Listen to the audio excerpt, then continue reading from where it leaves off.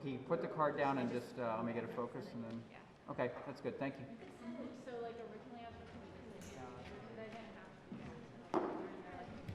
Also, Drew, you're gonna have to move this because we're gonna have to pull them out. Like that's not a realistic seating position for them. Peter. Can I sit that way? And that's okay.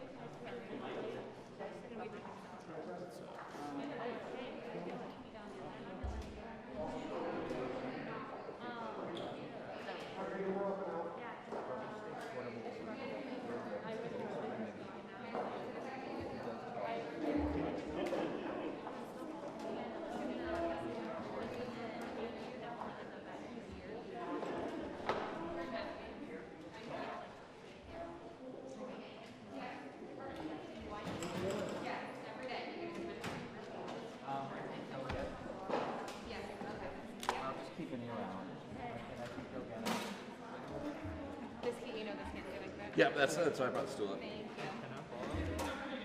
Yeah, absolutely. There's also more space over here if you guys want. He's coming in the car door? Yeah. Yep.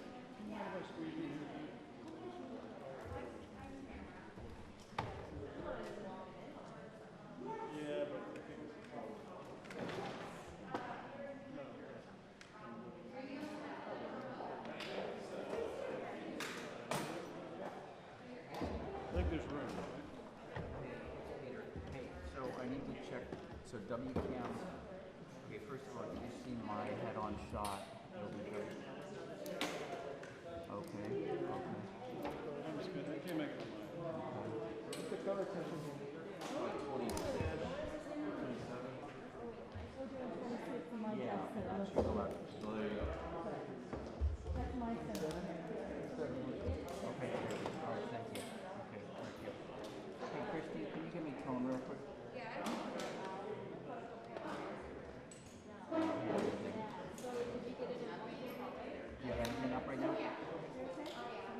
Yeah, but I gotta listen to audio before I go far enough.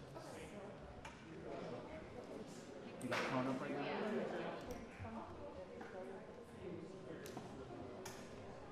Oh, that's why. Okay. I got your tone. Just give me audio. Check 1, 2, 3, 4, 5, 6, 7, 8, 9, 10.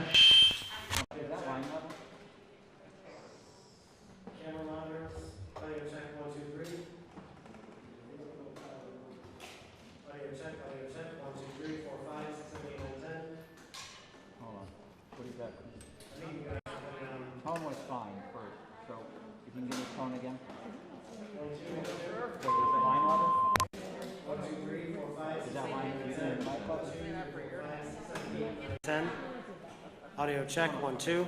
Cuts okay? Give me tone first. Okay. Okay, now give me audio.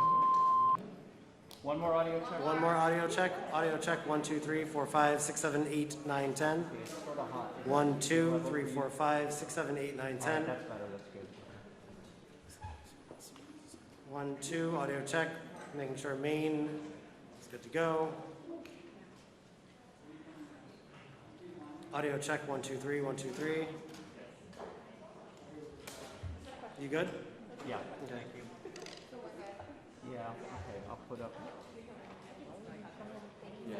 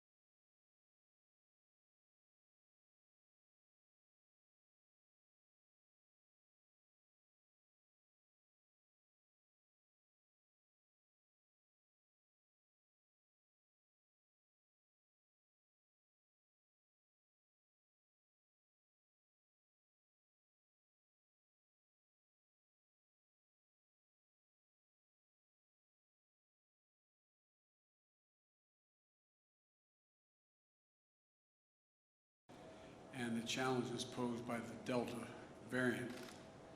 This is a very different variant than what we've dealt with previously. It's highly transmissible, and it's causing a new wave of cases. It accounts for over 80% of all COVID-19 cases in the United States today. Experts tell us that we're going to see these cases rise in the weeks ahead, a largely preventable tragedy that will get worse before it gets better. What's different about this surge from previous ones is we have the tools to prevent this rise in cases from shutting down our businesses, our schools, our society, as we saw what happened last year. While cases are on the rise, it's important to note we've not seen a comparable rise in hospitalizations or deaths in most areas of the country. That's because 165 million Americans are fully vaccinated, including 80% of the most vulnerable Americans, our seniors. The best line of defense against the Delta virus is the vaccine. It's as simple as that, period. The vaccine. I want to be crystal clear about what's happening in the country today. We have a pandemic of the unvaccinated. Now, I know there's a lot of misinformation out there, so here are the facts. If you're vaccinated, you are highly unlikely to get COVID-19. And even if you do, the chances are you won't show any symptoms, and if you do, they'll most likely be very mild. Vaccinated people almost never are hospitalized with COVID-19. In fact, according to one recent study, 95% of overall COVID-19 hospitalizations are among those not fully vaccinated. And the data shows that virtually all the cases, hospitalizations and deaths due to COVID-19 are from the unvaccinated population. Last month, a study showed that over 99% of COVID-19 deaths have been among the unvaccinated people. 99%. That means if you're unvaccinated, you are much more likely to, 1, get COVID-19, 2, get hospitalized, and 3, die if you get it. This is a tragedy. People are dying and will die who don't have to die. The data is absolutely clear. As I've said, we have a pandemic of the unvaccinated. Think of it this way. 191 million Americans have gotten at least one shot, including 70% of adults over the age of 18. 165 million Americans are fully vaccinated, but about 90 million Americans are eligible for vaccines and still haven't gotten their first shot.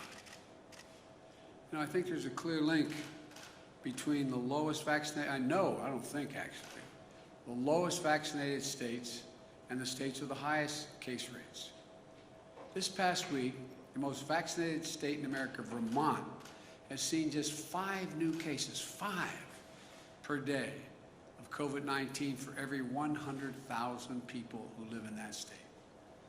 That means on any given day, only 30 people in the entire state of Vermont got COVID-19. Nearby Maine, which has vaccinated almost 80% of their adults, has seen just 6 new cases per 100,000. But the state with the lowest vaccination rates are seeing 10 to 20 times as many new cases per 100,000 people. It's moving like wildfire through the unvaccinated community. And it's heartbreaking, particularly because it's preventable. That's why we're doing everything we can to get more people vaccinated. And we're seeing real results. In the past 2 weeks, we've seen a 55% increase in the average number of new people getting vaccinated every day. In the last 7 days alone, nearly 3 million Americans have gotten their first shot. That's the highest 7-day total in a month. Importantly, over the past 2 weeks, the 8 states with the highest current case rates have seen a doubling of the number of people newly vaccinated each day. The message is getting through, apparently. Louisiana has seen a 212% increase in the average number of newly vaccinated people in that state per day, going from 3,600 to over 11,000 people vaccinated per day. Arkansas is up 99%. Mississippi is up 125%. Alabama is up 186%. going from 3,200 to 9,150 people vaccinated per day. This will make a big difference. These are encouraging signs. We have to continue our aggressive efforts to vaccinate the unvaccinated. Last week, I announced additional steps to incentivize Americans to get vaccinated, including calling on states to offer $100 for anyone willing to step up and get a vaccination shot. You know, and already Minnesota and New Mexico have done that. North Carolina announced its $100 incentive today. Places that have offered the $100, that'd be really good. I'd go back and get vaccinated 3 times. But all kidding aside, offered the $100 to get vaccination have seen an uptick of 25% in daily vaccination rates. We also announced that small and medium-sized businesses will be fully reimbursed for offering paid time off for their employees to get vaccinated, and for them to take a child or a parent to get vaccinated. And I announced some tough, sometimes unpopular steps to keep people safe and our economy strong. All federal workers must report their vaccination status or be subject to strict requirements. Any federal worker who does not attest to their vaccination status or is not vaccinated will be required to mask no matter where they work, test 1 to twice a week, socially distance, and generally will not be allowed to travel for work. I directed my administration to take steps to apply similar standards to all federal contractors. If you want to do business with the federal government, get your workers vaccinated. And I also directed the Pentagon to look at adding COVID-19 to the list of vaccinations that are required for our troops, because the others are required. I approved the Department of Veterans Affairs to require doctors, nurses, and other healthcare workers who care for our veterans to be vaccinated. And the good news is that now many are following the federal government's lead. In the past several days, states and local officials have come out to impose similar vaccination mandates. And the private sector is stepping up as well. Even Fox has vaccination requirements. I want to thank Walmart, Google, Netflix, Disney, Tyson Foods for their recent actions requiring vaccination for employees. Look, I know this isn't easy, but I will have their backs and the backs of other private public sector leaders if they take such steps. But others have declined to step up. I find it disappointing. And worst of all, some state officials are passing laws or signing orders that forbid people from doing the right thing. As of now, 7 states not only ban mask mandates, but also ban them in their school districts, even for young children who cannot get vaccinated. Some states have even banned businesses and universities from requiring workers and students to be masked or vaccinated. And the most extreme of those measures is like the one in Texas that says state universities or community colleges could be fined if it allows a teacher to ask her unvaccinated students to wear a mask. What are we doing? COVID-19 is a national challenge, and it must come together. We have to come together, all of us together, as a country to solve it. Make no mistake, the escalation of cases is particularly concentrated in states with low vaccination rates. Just 2 states, Florida and Texas, account for 1/3 of all new COVID-19 cases in the entire country. Just 2 states. Look, we need leadership from everyone. If some governors aren't willing to do the right thing to beat this pandemic, then they should allow businesses and universities who want to do the right thing to be able to do it. I say to these governors, please help. But if you aren't going to help, at least get out of the way of the people who are trying to do the right thing. Use your power to save lives. I've made it our first and top priority to have a vaccine available for every single American the day I got elected. That was my priority. Let me be clear. We have a supply for every single American. And that will never change. At the same time, it's also in our national interest to share some of our vaccines with the world, which gets me to the second thing I want to discuss today. From the beginning of my presidency, I've been very clear-eyed that we need to attack this virus globally, not just at home, because it's in America's self-interest to do so. The virus knows no boundaries. You can't build a wall high enough to keep it out. There's no wall high enough or ocean wide enough to keep us safe from the vaccine and from the COVID-19 in other countries. In fact, just like the original virus that caused COVID-19, the Delta variant came from abroad. As long as the virus continues to rage outside the United States, potentially more dangerous variants could arrive at our shores again. We know that COVID-19 in other countries stifles economic growth, disrupts supply chains, risks instability and weakness of governments. And as we've seen in the United States, the key to growing economies is to vaccinate people. So just as the American economy is recovering, it's in all of our interest to have the global economy begin to recover as well. This is about our values. We value inherent dignity of all people, the inherent dignity of everyone.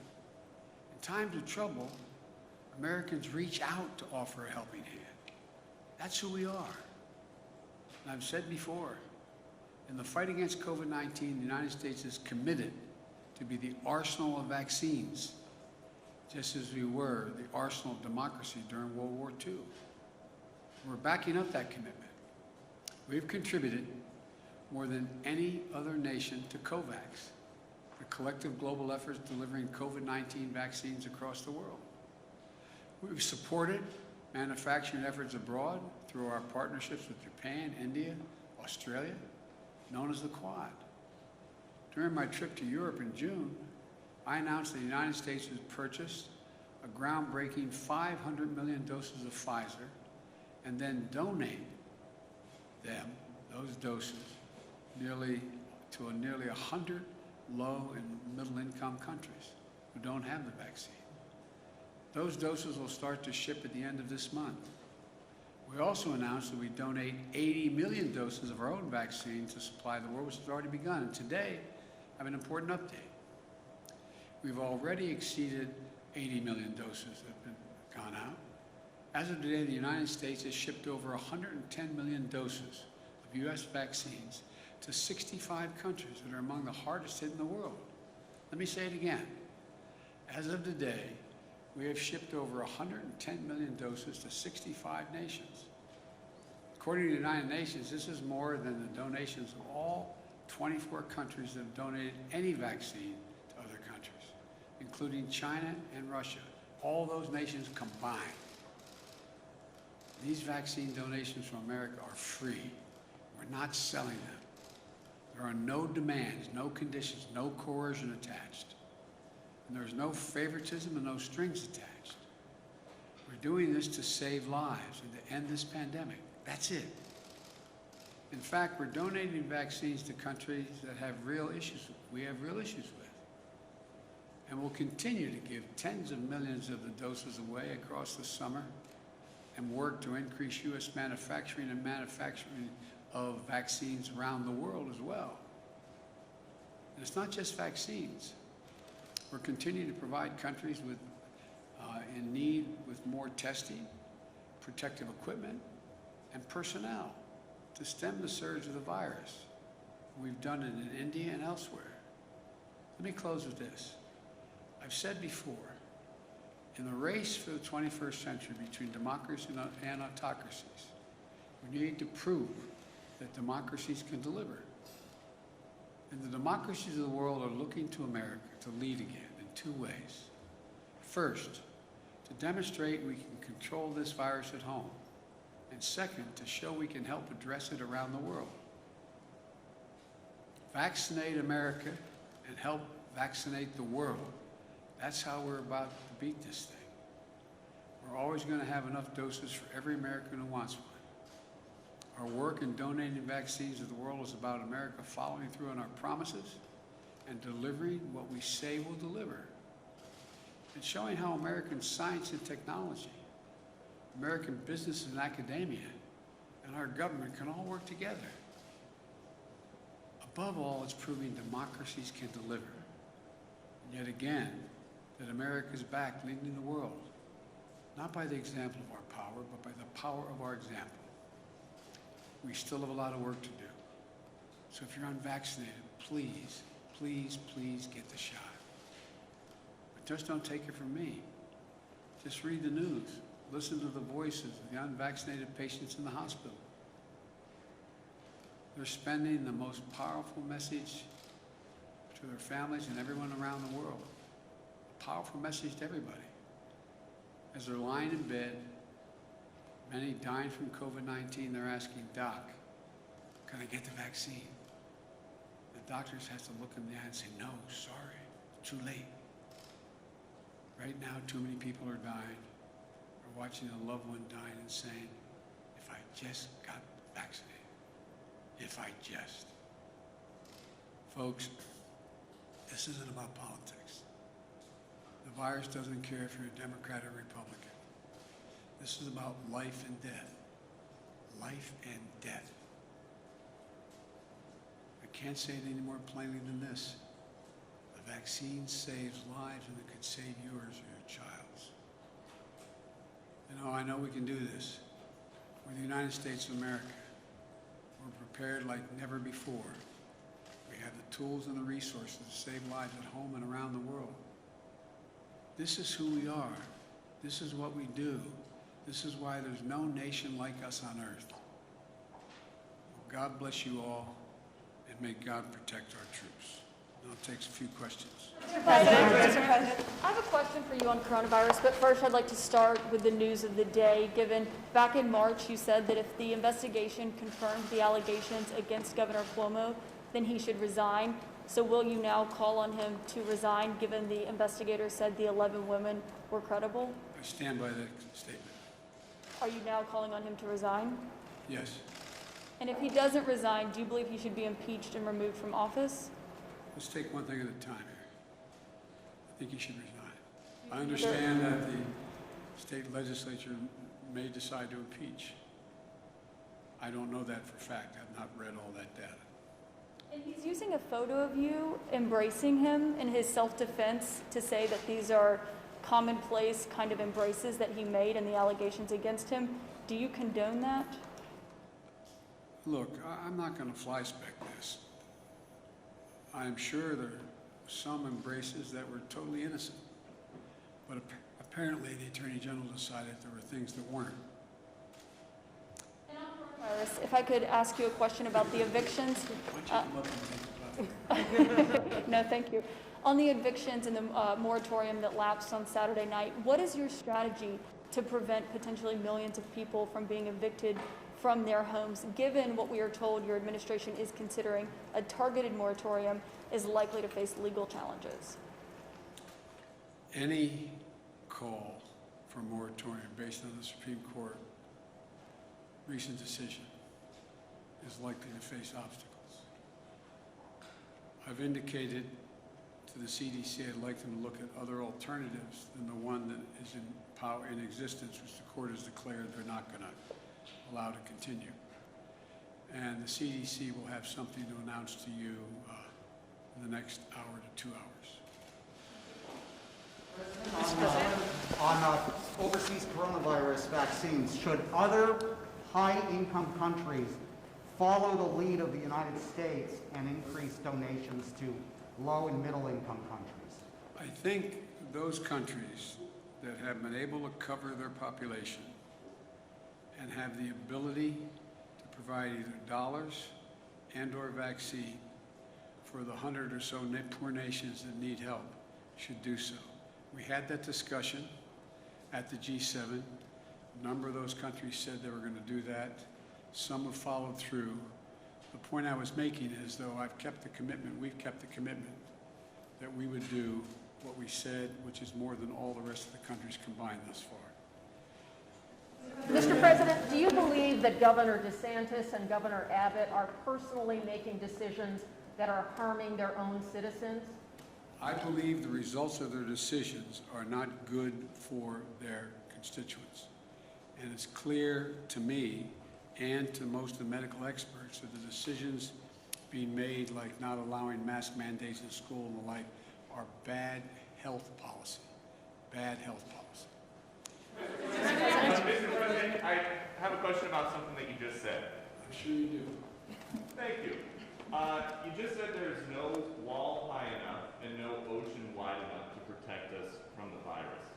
So what is the thinking behind letting untested and unvaccinated migrants cross the southern border into U.S. cities in record numbers? There is, what we're doing, we have not withdrawn the order that is sometimes critical or criticized, saying that unvaccinated people should go back across the border. But unaccompanied children is a different story, because that's the most humane thing to do, is to test them and to treat them and not send them back alone. Mr. President. Mr. President, have you spoken with Governor Cuomo today? I have not. And then one other question on the virus. You just said we have to continue our aggressive efforts to get the unvaccinated vaccinated. Other countries have found a lot of success in requiring vaccines in public places. New York City just announced today that they'll require vaccines for restaurants and gyms. Do you think more cities and states should institute rules like that? I do. And are you going to publicly call on them? Should they institute a vaccine passport type system, or it's up to each city and state to figure that out on their own? I'm sorry, what did you say? Do you think that they should institute a vaccine passport type system or some sort of verification to use public spaces? I don't think they need to do that. I think they just need to give the authority of those restaurants or businesses to say, in order to come in, you have to give proof that you've been vaccinated or that you can't come in. Take a couple months. Mr. President, can I ask you about the news of the day? One more on the Governor Cuomo. You're calling for him to resign now. My question is, do you think he should be prosecuted? And what is your message to the women who have now accused him of sexually harassing them and abusing them? Look, what I said was, if the investigation of the Attorney General concluded that the allegations are correct, that back in March, that I would recommend he resign. That's what I'm doing today. I've not read the report. I don't know the detail of it. All I know is the end result. Mr. President, one other question on this COVID, if I could, really quickly. It's the eviction moratorium. Can you explain a little bit more why it took so long to have a possible eviction moratorium be put into place? There were people, this inspired on Saturday. I'm wondering, there are folks who are saying it took too long for this to happen. Well, look, the courts made it clear that the existing moratorium was not constitutional. It wouldn't stand. And they made that clear back in, I guess, July 15th or July 18th. In the meantime, what I've been pushing for and calling for is we have billions of dollars that we've given to states to provide for rent and utilities for those people who can't afford to stay in their homes because they can't, in an apartment, they can't pay their rent. And so we're urging them to distribute those funds to the landlords. I believe that would take care of the vast majority of what needs to be done to keep people in their apartments now. And some states have done it and some communities have, but they have not. The money is theirs. We don't have to send it out. It's been sent out to the states and counties. Billions of dollars for the express purpose of providing for back rent and rent the people who are in the middle of this crisis. And that's there. That's what we're pushing now. And we've been pushing that. That's the immediate thing to do. Take one more question. Mr. President. Mr. President, thank you so much. There was an expectation that you would be announcing again new vaccines to the world today, other than the ones you promised. Are you ready to send more vaccines to the world? And there is a delegation from the White House going to Brazil tomorrow. Are they bringing more vaccines? Are they announcing more vaccines to Brazil? No. Are they announcing more vaccines overall? Overall, and then to Brazil, if the delegation coming to Brazil tomorrow will be bringing vaccines? The answer is I don't know whether the delegation going physically has vaccines with them. We have provided vaccines to them. Bringing the announcement, are they announcing there? Well, no. There's a need for several billion doses around the world. We have committed to over 500 million doses, and we're trying to provide for more and provide for the capacity of countries like India to be able to produce the vaccine themselves. And we're helping them do that. That's what we're doing now. And we're trying to, and by the way, it's free. We're not charging anybody anything. And we're trying to do as much as we possibly can. Thank you. Mr. President, we're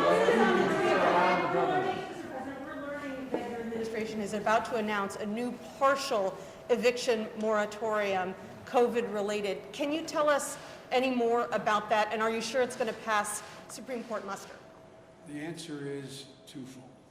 One, I've sought out constitutional scholars to determine what is the best possibility that would come from executive action or the CDC's judgment. What could they do that was most likely to pass muster constitutionally? The bulk of the constitutional scholarship says that it's not likely to pass constitutional muster, number one. But there are several key scholars who think that it may, and it's worth the effort. But the present, you could not, the court's already ruled on the present eviction moratorium. So I think what you're going to see, and I want to make it clear. I told you I would not tell the Justice Department or the medical experts, the scientists, what they should say or do. So I don't want to get ahead. The CDC has to make this. I asked the CDC to go back and consider other options that may be available to them. You're going to hear from them what those other options are. I have been informed they're about to make a judgment as to potential other options. Whether that option will pass constitutional measure with this administration, I can't tell you. I don't know. There are a few scholars who say it will, and others who say it's not likely to. But at a minimum, by the time it gets litigated, we'll probably give some additional time while we're getting that $45 billion out to people who are, in fact, behind in the rent and don't have the money. That's why it was passed in the act that we passed in the beginning of my administration, and it went to the states. We were under the impression that the states were moving this money out relatively rapidly. So, for example, if I'm in an apartment, if you're in an apartment, and you're behind on 4 or 5 months rent, and let's say your rent is $2,000 a month, I'm just making this up out of the blue, and you're behind, you need $10,000 to catch up. Hardly anybody has that $10,000. But there's money that the states have that can give to the landlord that $10,000 to the back rent. The future rent, it's unlikely, at least the hope is, since they have been made whole to that point, that they'd be inclined, because the economy is growing, inclined not to throw someone out in the street, keep that person, no guarantee, keep that person in the apartment, keep the kids in the same school district, and count on being able to have the opportunity for that person to be able, who may now be employed, to pay their rent. But in the meantime, I've asked that, is there any safety valve we can put in? And it's the one I explained to you. Again, CDC will announce that and the details of exactly how it works. I'm not telling, I told them I want them to take a look. I didn't tell them what they had to do. And my hope is it's going to be a new moratorium that in some way, and I'm not going to announce it now, let them announce it, in some way covers close to 90% of the American people who are renters. And so that's all I can tell you now. Thank you very much. What's the difference? Because it's a, let them explain that to you, okay? I don't want to get too far. Thank you. President, is COVAX doing enough to get shots in arms?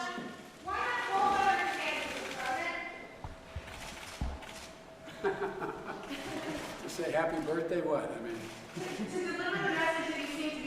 He knows the message. He knows the message. We had a little discussion when I was down there. He knows the message. He's What are you decided. changing in that discussion? See you all later. Oh, I got my mask. Okay.